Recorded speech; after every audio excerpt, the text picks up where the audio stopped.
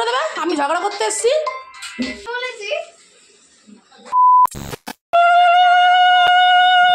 দাঁড়াও তো, শাড়ি পরেছে, কুচি নিয়ে পারে না। এই তো কি আনন্দ বরে দেখ।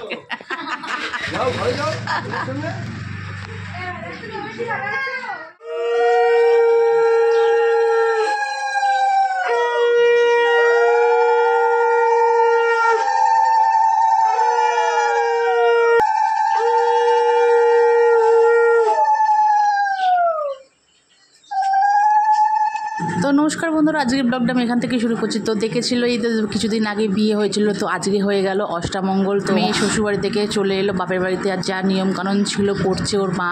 ওর প্রথমেই হচ্ছে ছেলেকে বরণ করে নিচ্ছে, তারপরে চলছে, যেহেতু জোরে আছে তাই জন্য সবাই মিলে আশীর্বাদ করব, তোমরা দেখতে পারবে। আর অষ্টমঙ্গলে হচ্ছে স্পেশাল খাওয়া দাওয়া হয়ে গেছে। আজকের দিনের কথা ভাবছি যে মেয়ের মুখে কত হাসি রয়েছে, আর সেদিনকার কথাগুলো ভাবছি কত কান্নায় ভেঙে পড়েছিল। মা, বৌদি, দাদা সবাই কান্নায় ভেঙে পড়েছিল। পরেই দেখো এই 7টা দিনের মধ্যেই কতটা ছবি পাল্টে গেল। তোমার মেয়ে কত হাসি মুখে ঢুকছে জামাইয়ের সঙ্গে, আর সেদিনের মুহূর্তটা একবার মনে করছি।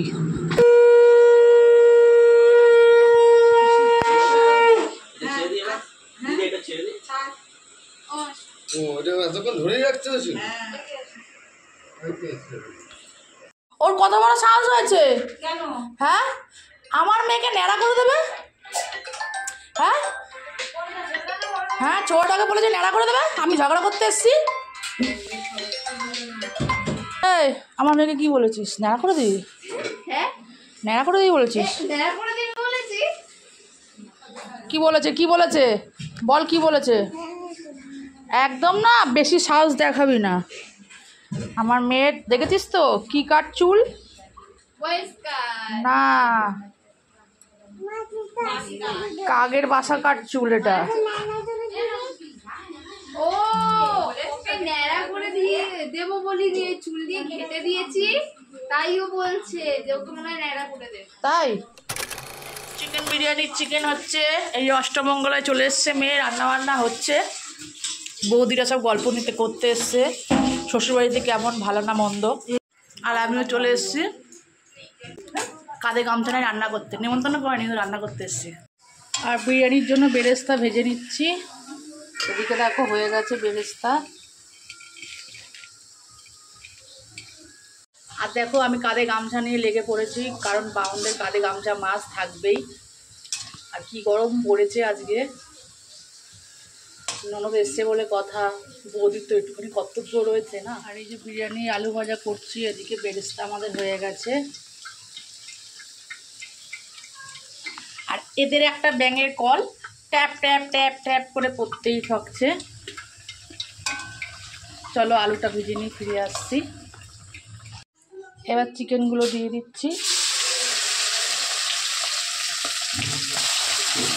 সব ম্যারিনেট করা আছে।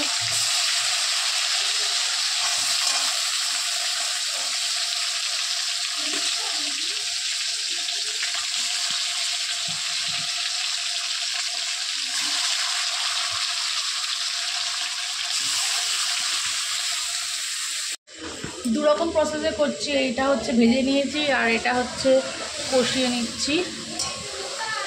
সব রকম ম্যারিনেট করেই রেখেছি, বেশি কোনো সময় লাগবে না এটা করতে। আবার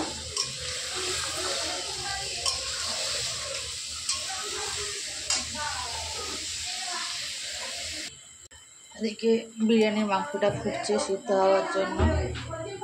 বিরিয়ানির মাংস হচ্ছে, এদিকে হচ্ছে বেরেস্তা। আর এই যে চাল বসিয়ে দিয়েছি বিরিয়ানির। এই যে বিরিয়ানি মেশানো কমপ্লিট হয়ে গেছে। এদিকে বেরেস্তাগুলো সব দিয়ে দেবো।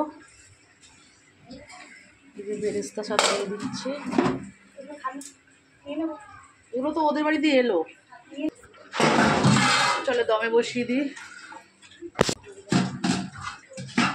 চলো বিরিয়ানি কমপ্লিট হয়ে গেছে। দেখো এই সাইডে মাংস আছে, কেটে কেটে দেবো। ও যেহেতু আমার হাতে বিরিয়ানি খেতে ভালোবাসে বলে আমি বিরিয়ানি করে দিচ্ছিলাম, ও আরেক বৌদির হাতে মাংস খেতে ভালোবাসে, তো ওই বৌদি আবার মাংস করে দিয়েছিল। আজকের ব্লগটা আমি এখানেই শেষ করলাম। তোমাদের ব্লগটা যদি ভালো লেগে থাকে প্লিজ শেয়ার করে দেবে, ফলো করে দেবে, লাইক করে দিয়ে পাশে থাকবে, কমেন্ট করে জানাবে তোমাদের ব্লগগুলো কেমন লাগছে।